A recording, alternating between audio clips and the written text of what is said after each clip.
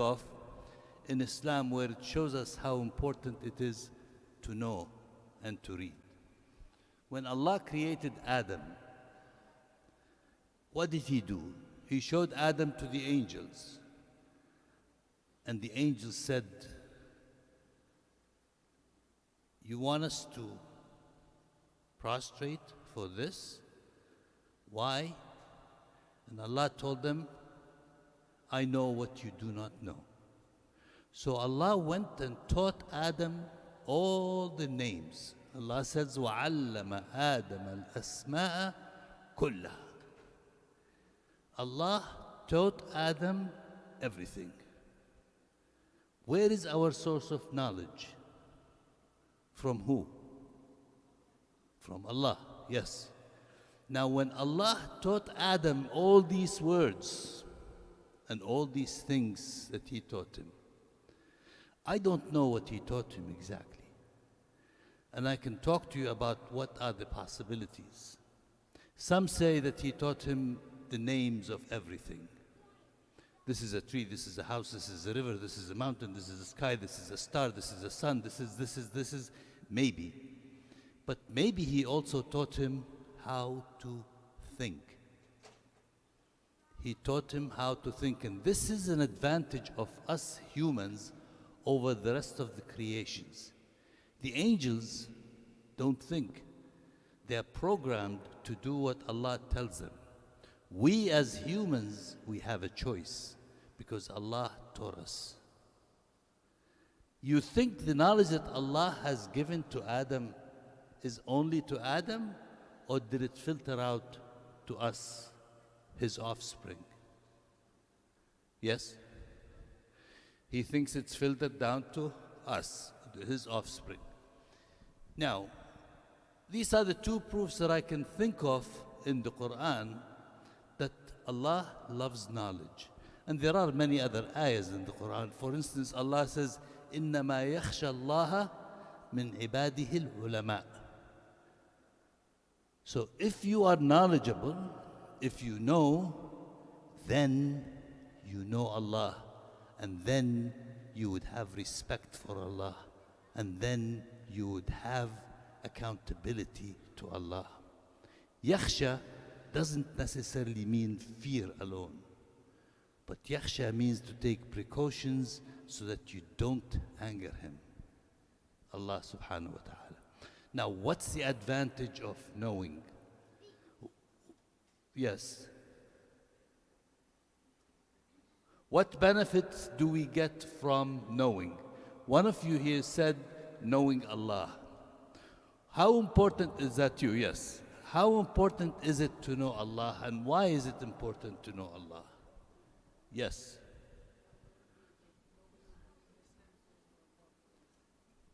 Say that again. He said nobody will believe in Islam if there is no Allah. Well, yes. But I'm asking here, what benefit do you get from knowing Allah? When you know Allah is the all-hearing, He knows and He hears everything, can you say something without Him knowing it? When you know He is the all-seeing, He sees everything, can you do something without Him seeing you? So if you know that He's going to see you wherever you are and whatever you're doing, what's the benefit of it? Now you worry about Him. Or is He going to be pleased with what I'm doing? Or is He going to be unhappy with me? And if you have khashya and respect for Allah, you would restrain and refrain from doing things that you know you don't want Him to catch you doing or seeing. Now, there's another thing that I want you to bring to your attention. Allah says subhanahu wa ta'ala, وَمَا أُوتِيتُم مِّنَ الْعِلْمِ إِلَّا قَلِيلًا.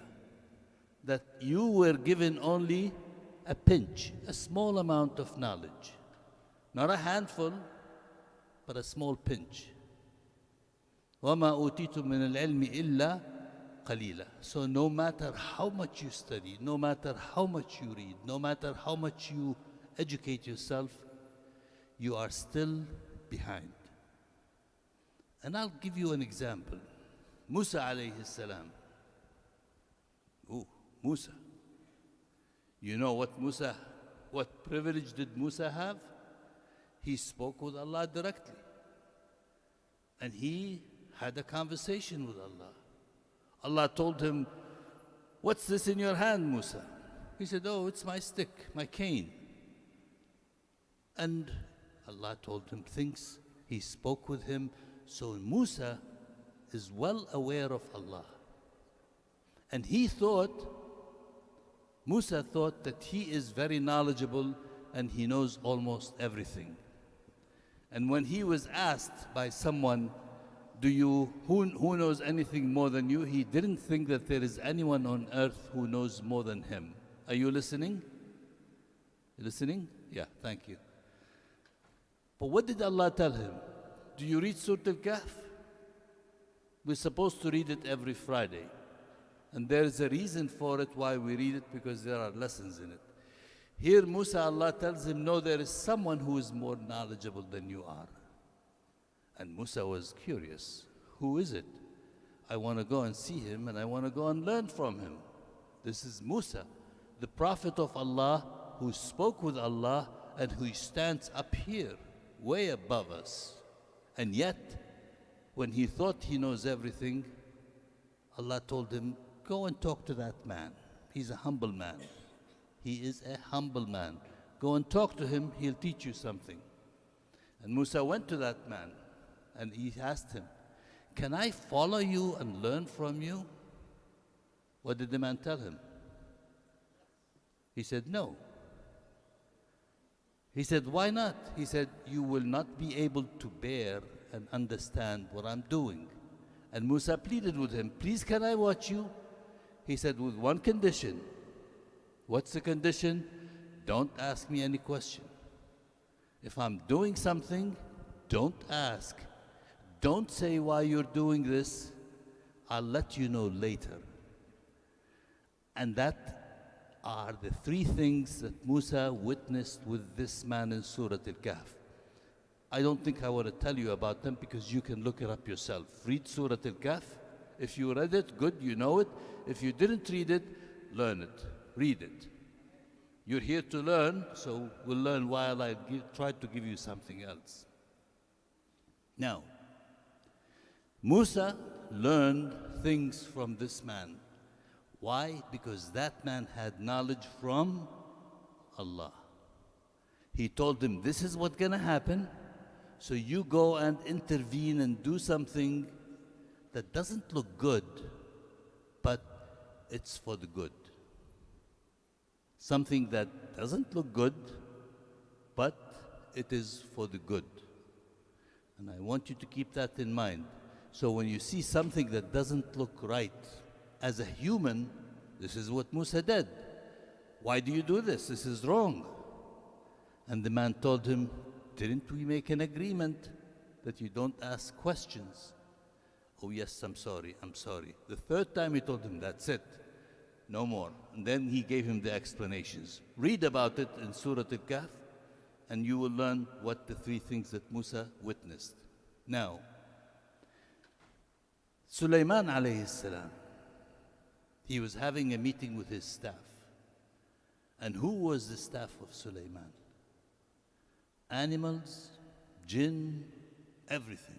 Birds, everything was on his staff because he learned how to talk to animals, and he would even listen and hear what the ants would say and talk. Can you do that? You can't, because Allah didn't give us that knowledge. But Allah gave Sulaiman that knowledge. Now Sulaiman was sitting in his meeting, and he looked at the staff, who's missing? Who's missing? And he saw the hudhud is not there. Hudhud? Hudhud is, in English, it's also called hudhud. It's a special bird with a crown on its head. So he said, where is the hudhud? I don't see him. And they didn't know where he was. And he said, if he comes in, and if he doesn't have a good reason, I'm gonna punish him for missing the meeting. When the Hudhud came in, Sulaiman asked him, how come you weren't here? He said, I saw something that you didn't know. I saw a group of people worshipping the sun instead of worshipping Allah. And he said, they have a queen. She is ruling them. And she is very rich. And she has everything that you can think of. أوتيت من كل شيء ولها عرش عظيم. She had a huge throne. And she has everything. And people respect her. So Sulaiman wrote a letter and gave it to the Hudhud, and he said, go and drop the letter there to see what they would say. And then Sulaiman asked his staff, he said, who can bring me her throne before they come to me? Sulaiman, the king, the prophet, who knows everything. He said, who can get me her throne before they come to me? And people in the staff, they were sitting there, and who jumped and said, I can bring it to you? Ifrit. What's Ifrit? Ifritun min al-jinn. A jinni, but not a regular jinni, but a very special, strong jinni. He said, I will bring it to you before you finish your meeting. So if the meeting is going to take an hour, this jinni was going to fly from Jerusalem, where Sulaiman was, all the way to the southern pit of the peninsula, the Yemen, bring the throne and bring it back. My goodness, that if you try the plane now, it's going to take you 2 hours. Now to go there, dismantle the throne, load it and bring it back, it's going to take you, even these days, it's going to take you a while. So he said, okay, and someone else said something. قال الذي عنده علم الكتاب. Someone who the Quran says has the knowledge of the book. He said, I shall bring it to you before you blink. And before Sulaiman blinked, whoosh, the crown, the throne was right there. Yes, that's knowledge. That's in Surah, I think in Surah Naml or Saba. In Surah Saba. So the story is there, and if it's in the Quran, it has to be true, because there is nothing more truth than in the Quran. Now the Quran doesn't tell us who had more knowledge. One would think that it is Sulaiman because he is the prophet, he knows everything. But if it was Sulaiman, Allah would have made it clear. Or maybe Allah made it obscure for us to think of the importance of knowledge. So now that you are learning, congratulations, you're on the right path. Knowing Allah will make you easier to get into heavens, and knowing knowledge will make it easier for you in this life. If we had more time, I would have told you what to study and what to learn. But in brief, the most important thing that you want to learn is Al-Quran. Because I believe that it's a unique book. There is nothing like it. I ask Allah subhanahu wa ta'ala to enrich you with knowledge and to make your life full of knowledge. Don't ever give up on learning more. Don't ever think that you are knowledgeable enough that you don't need to learn anymore. I ask Allah subhanahu wa ta'ala to give you that wisdom. Barakallahu feekum wa salam alaykum. Jazakallahu khair. Jazakallahu khair. I hope you remember at least the story. We have the story of Adam, the story of the Hudhud, okay, Sulaiman.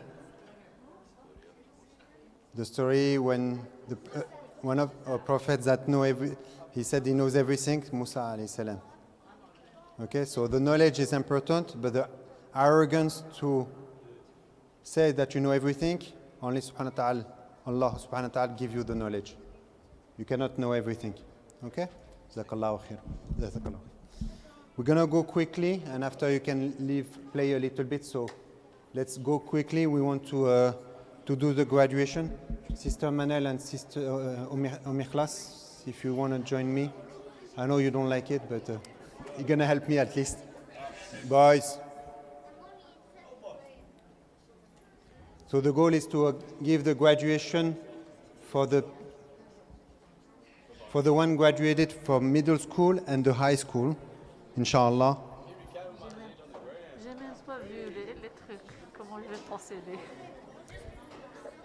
نبدأ أنت؟ Yeah, certificate of high school graduation. Yeah. You want to start? Okay, no. أنت do it. انت دو احنا ندو. Okay, we're going to start with the high schooler. So they're going to go to graduation on college. So Yasmina, Mohammed, Salim. Allez, come on, Yasmina. No.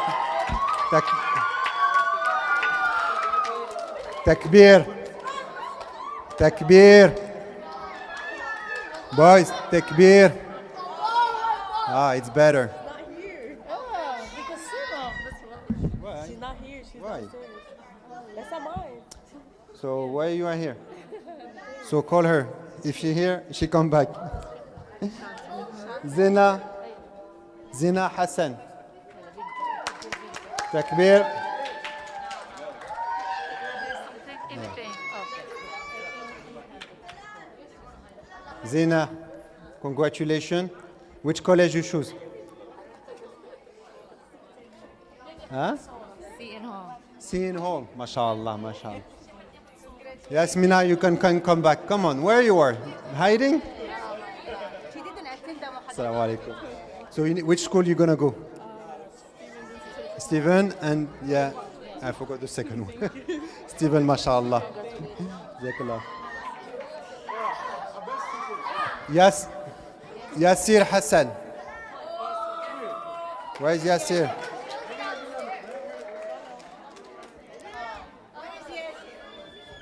If he does, it's gonna go only the certificate. He doesn't have no. That. والله قال ودور عليه هو بحزه ما لقاهم شفتيه شفتوا لازم يجي هنا. عنده شغل ثاني يجي هنا. عنده شغل ثاني يجي هنا. ماما تاخذها لا افكارك هنا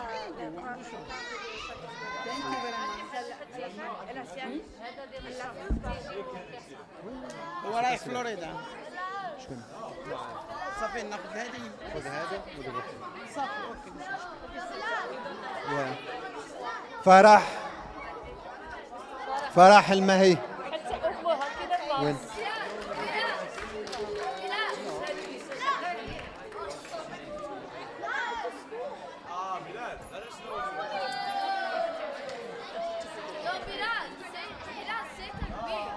الله أكبر. تكبير.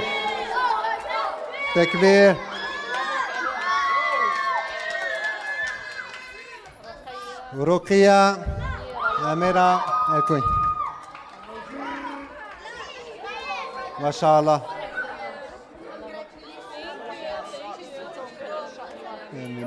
Which college you choose, Ruqya? St. Peter's. Biology. ما شاء الله. عليه تكبير. نعم. دين مصلح.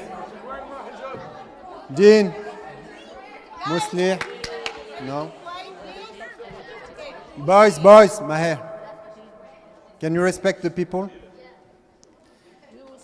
Yusuf Muhammad. I was looking at him. Where are you going, Yusuf? Where are you going? I'm going to high tech. You go to high tech? MashaAllah. Good. Thank you. Congratulations. Faris Ibrahim. Takbir. أمه. وين أبوه؟ أمه. ابعثك انت. Where is going? Which school is gonna go? High tech, mashallah. Mashallah, we're gonna have a lot of Muslims for high tech. رفيق. هاي. تكبير. تكبير. Here, Mr.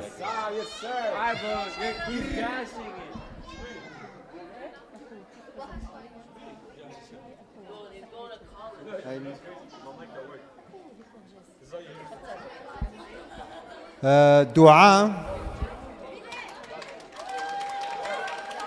تكبير. Where are you going, دعاء? Still RSA? ما شاء الله. RSA. مبروك. And the last one, مريم عكروت. هذه بنتي.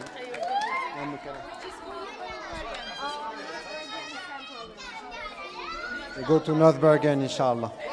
And this one is for you. So we want also thanks Mikhlas, because she helped a lot of the girls. So girls, you should thanks Mikhlas because she helps you and she deserves. So we try.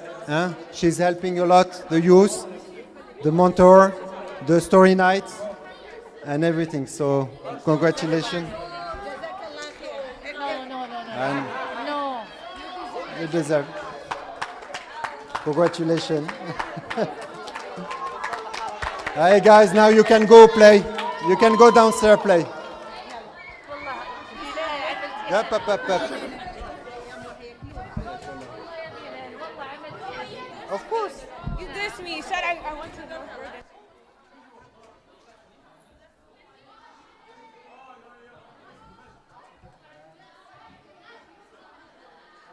تبارك الله.